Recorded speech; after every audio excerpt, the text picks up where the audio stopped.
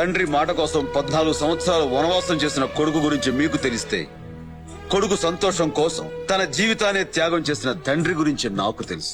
తిండి కల్లాడాం. 4 డబ్బులు సంపాదించడానికి చావాలి. సంపాదించిన ఇంటికి తీసుకెళ్లేలోగా రక్తాలు కారాలి. నాకొచ్చే సంతోషాలన్నిటినీ వీడికిచ్చే, వీడికొచ్చే కష్టాలన్నిటినీ నాకిచ్చే దేవుడా. ఇంగ్లీష్ మాత్రలు చేదుగా ఉంటాయి, నువ్వు ఎడుస్తావని నేను ఇంగ్లీష్ డాక్టర్ అయ్యుంటే నీకు హోమియో మందులు వాడాను. నువ్వు పాస్ అయితే ఏంటి, ఫెయిల్ అయితే ఏంటి, నువ్వు నా కొడుకువిరా. తిరిగి లేచి పరిగెట్టు. నాన్న నేనున్నాను, చూసుకుందాం. భయపడకు. మన ఆస్తంతా పెట్టేద్దాం. నీకు నా ప్రాణం అడ్డిస్తాను. నాకు ఉద్యోగం వచ్చింది నాన్న. ఇక నుంచి నేను పనికి మాలినవాడు కాదు నాన్న. మా నాన్న సంకల్పం ఎంత గొప్పది కాకపోతే ఇన్ని సంవత్సరాలు గడిచిన తర్వాత కూడా నేను అడిగింది నాకు వస్తుంది. నాకున్న ఆస్తల్లా వీడొక్కడే.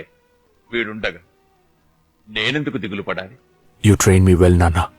నువ్విచ్చిన విలువలే నా ఆస్తి. ఇంకో జన్మంటూ ఎత్తితే ఆ జన్మలోనూ నువ్వు నా కొడుకుగానే పుట్టాలి. ఇంకో జన్మెట్రా, ఎన్ని జన్మలకైనా సరే నాకే కొడుక పుడతారని ప్రామిస్ చేయండి. Promise daddy, promise. నా కథకి నువ్వే హీరో.